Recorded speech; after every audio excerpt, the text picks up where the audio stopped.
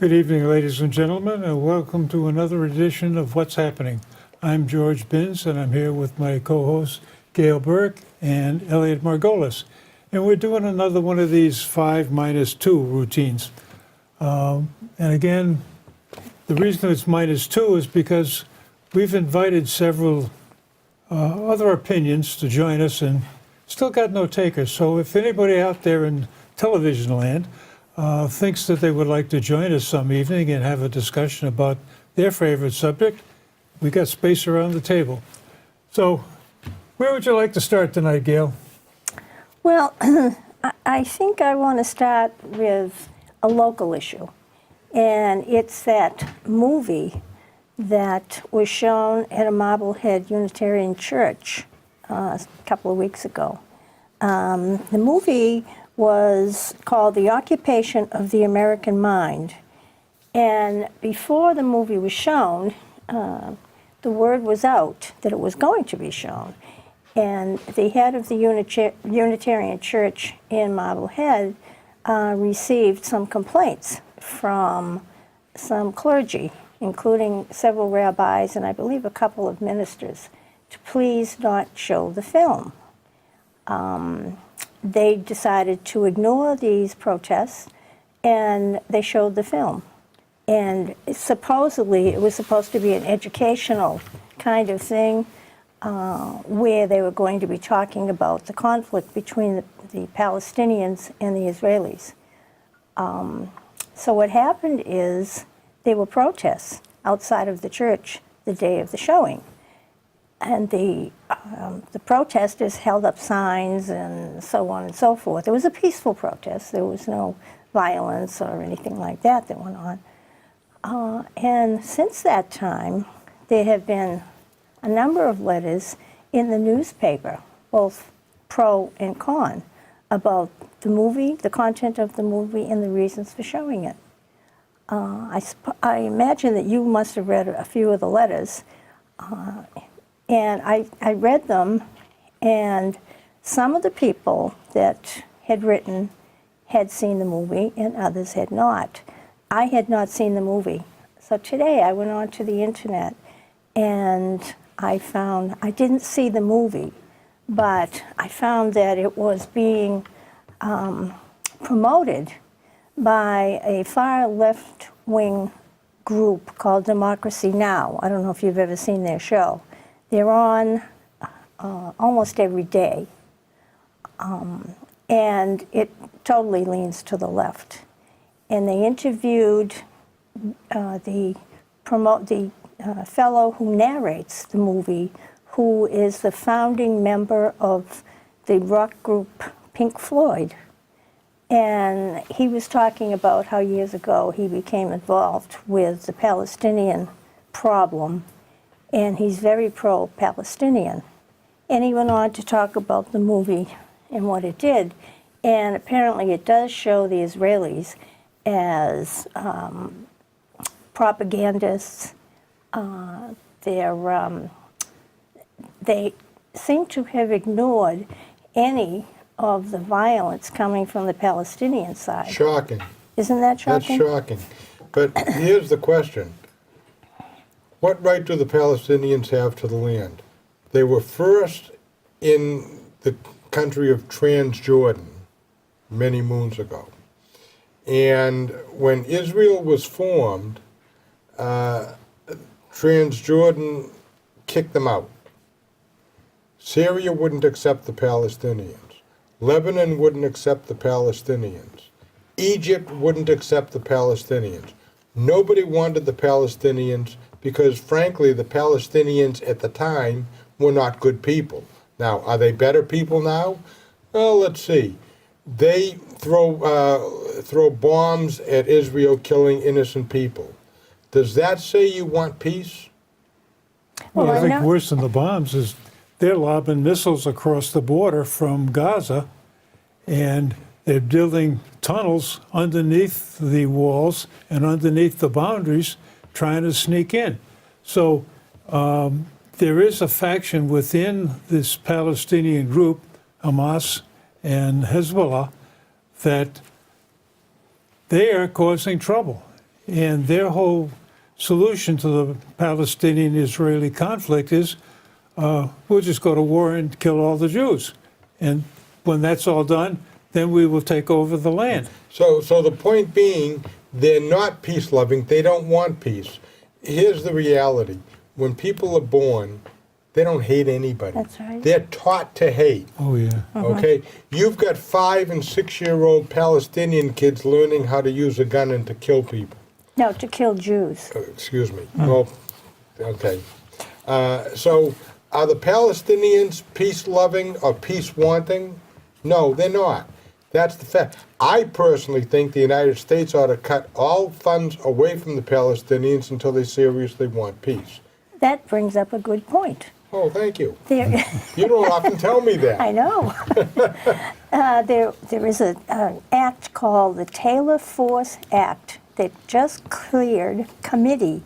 It targets Palestinian Terror Act for America. The House Foreign Affairs just unanimously approved the Taylor Force Act, which would cut off aid to the Palestinian Authority until they stop compensating terrorists and their families. It was named for a U.S. Army officer, Taylor Force, who was stabbed to death by a Palestinian terrorist while visiting Israel. Somebody was listening. Yeah, well, I mean, it's true. If they are a hateful people, and let's get the record straight, it's not the Palestinian people, okay? It's the leaders small of the group, It's a yes. small group. Yep. There is nobody that has a kid and says, gee, I want them to go learn how to kill people and die in vain. I think the Palestinian people love their kids like everybody else loves their kids, but the politicians, to stay in business and to stay in power, have to have somebody to hate.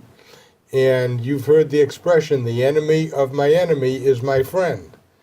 The Palestinians were not the friends of any of the Arab countries until Israel was formed. Well, I think that the problem that I have is that this film is being promoted by a church, and that's where it gets a little scary. This church also promotes Black Lives Matter. So something is going on, and people have to understand. You have to connect the dots. These are not just random things that happen within a church or community or whatever.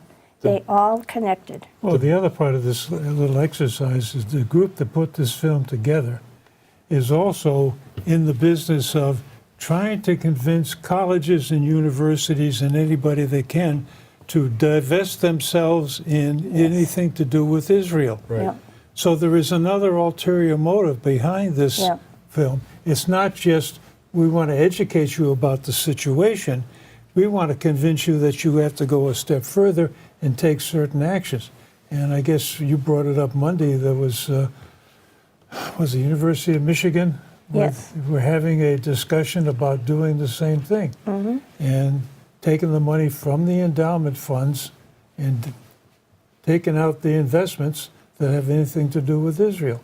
It's called the BDS movement. Yeah. And one of the things that surprised, I'm more interested in the technology, that Israel has developed this thing called the Iron Dome, which is a pretty effective anti-missile defense system. Why would they have to develop that? If they were living in an area with lots of peaceful people all around them? Yeah. It's a nasty area.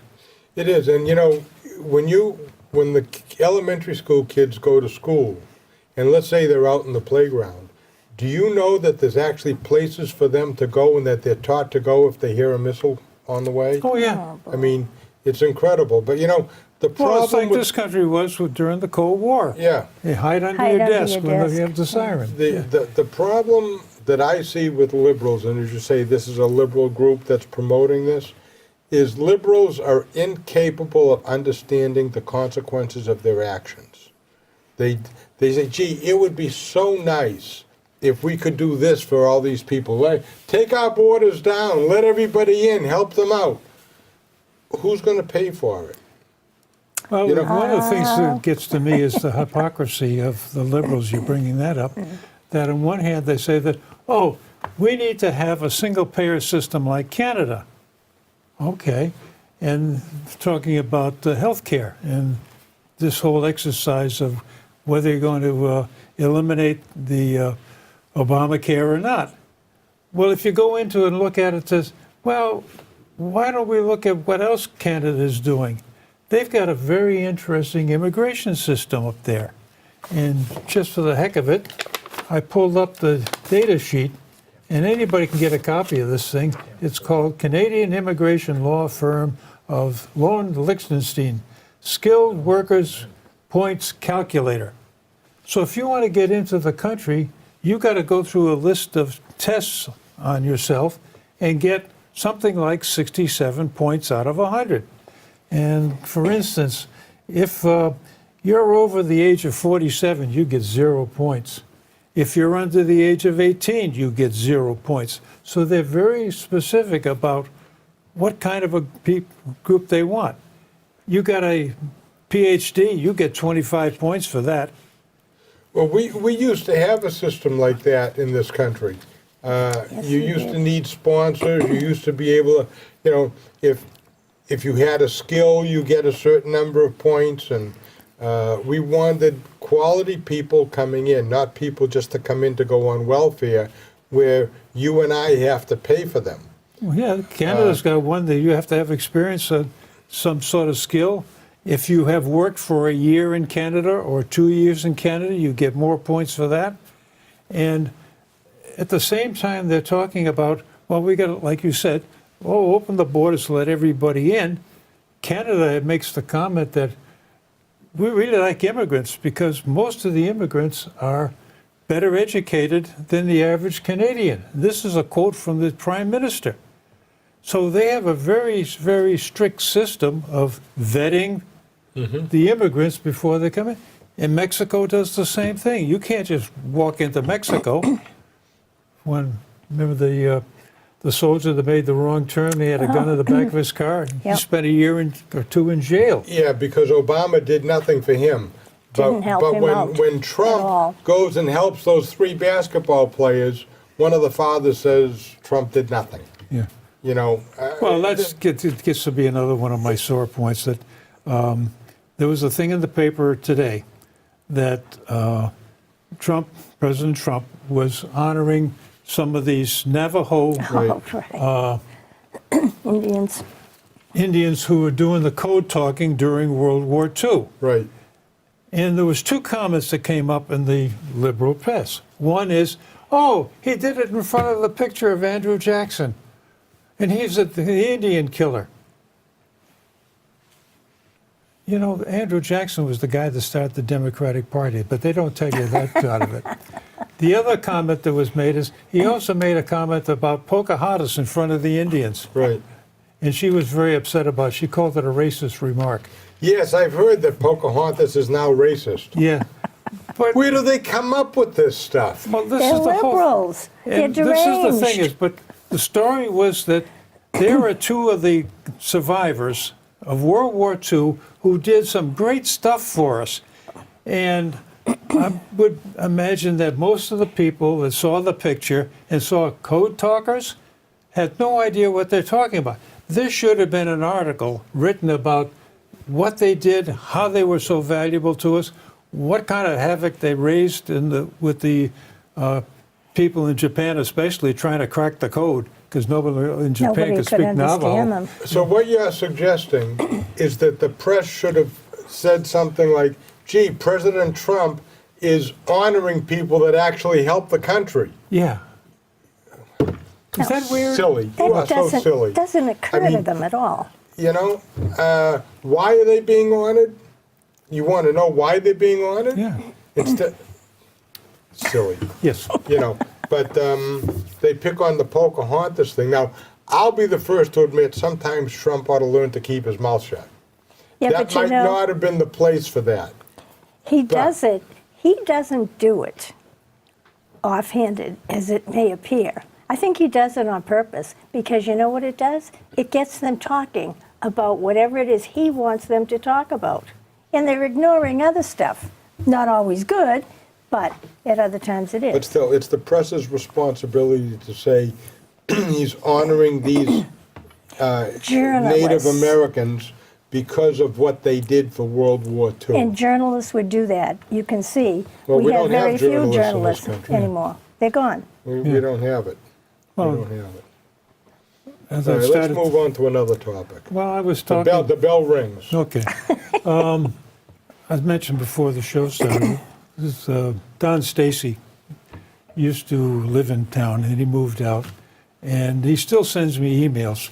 And he sent me an interesting one, and the title of it got me thinking. Critical thinking persons might ask, and Don Stacy tends to lean a little bit towards the conspiracy theorist side.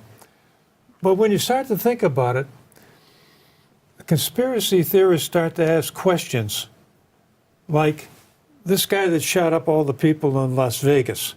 How did he get 63 guns and I don't know how much ammunition into this hotel room over a 6 or 7 day period? And nobody said anything about it. Nobody noticed it. It's not like he's sneaking in a pop gun. I mean, he's bringing in full-size, long-barrel rifles. Yeah, but they break down into a suitcase. Understand, but they get to be very heavy, and ammo was very heavy. I used to carry around an ammo can in my younger days, and you don't walk up there with this thing like you're carrying a Coke bottle. So something should have been done. They had people going into these rooms cleaning them.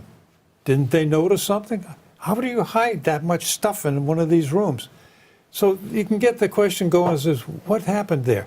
And what the email that Don Stacy sent me was asking the question about, okay, if you go look at the data, and he's looking at data from Fred, and Fred is the Federal Reserve Economic Database. It is a valid source put together by the Federal Reserve Bank in St. Louis.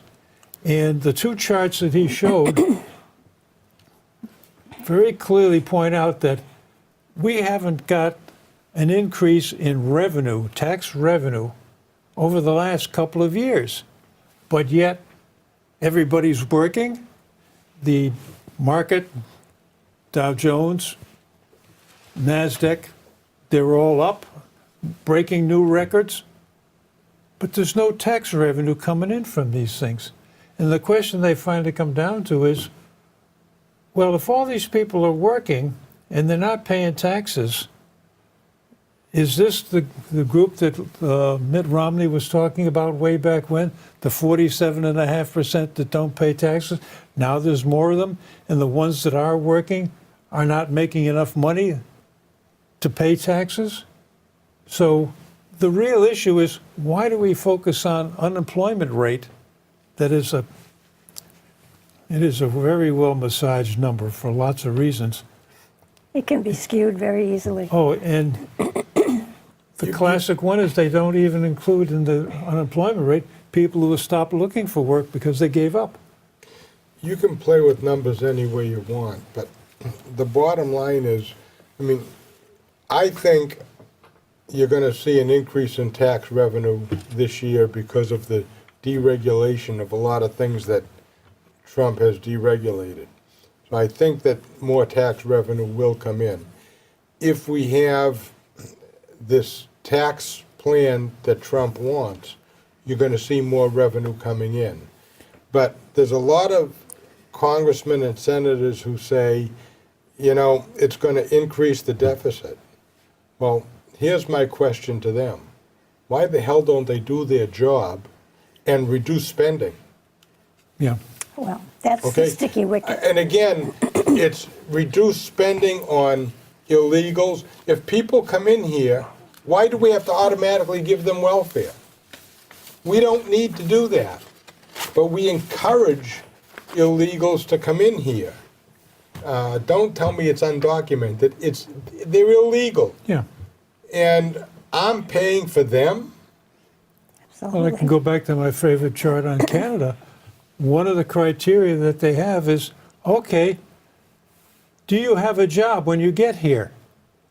Who is sponsoring you to get that job? And how much money are you bringing in? And they come up with tables of how many points you get depending upon whether you're a single person, a family of 2, a family of 4. You have to have a certain amount of money behind you. Yep.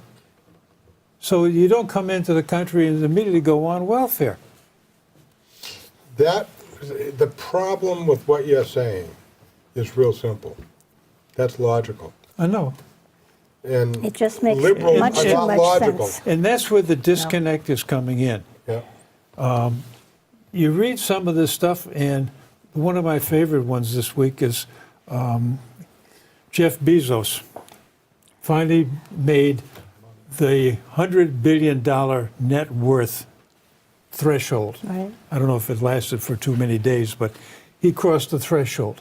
And you see all this stuff around of, well, you got to tax the rich. Oh, that's nice. And so I went through the numbers. And if you confiscated the whole $100 billion that Jeff Bezos has, you could run the government for a little over 9 days. Well, according And then to what do you do the day after, on the 10th day? You're out of money. And by Well- the way, who are you going to sell his assets to that's got the cash to pay for it so you can pay the government's fees? apparently there's a movement on to boycott. Was it Amazon that he's in charge of? Yeah. Because apparently many people who work for Amazon are working these long, long hours under very bad circumstances. And apparently the plan is to replace them with robots. Oh, yeah. And what's happening with some of the workers is that they work extremely long hours. They are monitored as far as breaks that they take. They're very severely monitored. And I guess the working conditions are really terrible. So they're starting to leave in droves, which is apparently what he wants, because he wants to replace them with robots. Oh, yeah. But the working conditions are terrible. And Well, it's people not are very starting to exciting speak work up. to go down a rack of stuff and looking for toys and different pieces of stuff that people are ordering. And they're to the point right now that the whole idea is for a robot to be able to go into a box and pick up what it's been sent for. That's the last step. They can get the robot to the right box because they know where the Barbie doll is or whatever thing you want to go looking for. But get it into the hand that goes in and grabs it, picks it up. That's the last tricky part that they're going to crack. And once they've done that, all these warehouses are going to go totally automatic. But getting back to your tax thing for a second, first of all, the rich do pay more than their fair share of taxes, whether I the hate the word Democrats. fair share because it's such a meaningless Okay. term. But the anyway, rich pay the majority of the taxes. Yeah. Okay? Now, we could penalize the rich for being successful, and we could give the money to the poor, but how many poor people build buildings? How many poor people hire other people? So if you're giving a rich person a tax break, they have more money, more cash flow to hire people, to build buildings, to buy inventory, all that kind of stuff, to create jobs. yeah. And that's what it's all about. Now, the other question I have of my liberal friends, they keep on complaining that the rich people get all the tax breaks. Who the hell made the laws? Well, the other Okay? Who created the laws that allow that to happen? Well, they get into the game of we got the best government money can buy, and that's how they get the laws that bent in their shape. But they're guilty. But the other half of the game is how do you come up with a significant tax break to somebody who isn't paying taxes? They always talk about, oh, the poor people that are making practically nothing aren't paying any taxes and they don't get a break. There's nothing to do They're with getting it. a break. They don't pay taxes. Yeah, and one of the ones that got me this week is I got an article out of The Economist magazine. It's an English thing. And they're talking about why we should bring back and emphasize estate taxes or death taxes, whatever you want to know them as. And they come down to this thing, we got 3 design principles to stand out. First is target the wealthy. I thrashed that one around a little bit. Second, keep it simple, which sounds like a good idea. And the third thing is, once you got an inheritance tax, then you can reduce the taxes and lighten the load for most people. They have no idea of the amount of money that a government runs. The government runs in trillions of dollars, and that's 1,000 times more than $1 billion. So this disconnect is beyond their ability to understand. And they figure, oh, we just tax the rich. Well, there aren't that many rich that are making that much money. We're No. getting a little bit low on time. Did you have a topic that you wanted to bring up that we haven't discussed? Well, I mean, I wanted to bring up sex, but Pardon me? Do it in 2 minutes. all We right, got 2 well, minutes. no, I'll tell Oh, you, boy. I'll talk fast. You're going to get it bounced off to you. Well, it depends on what he says. The quote-unquote sexual revolution in Washington. Yeah. Oh, yeah. Getting me kind of cranky. Why is it that Democrats, it's okay. Republicans, it's not okay. Why Sort of is a it? double standard, did you say? Oh, no, not a double standard.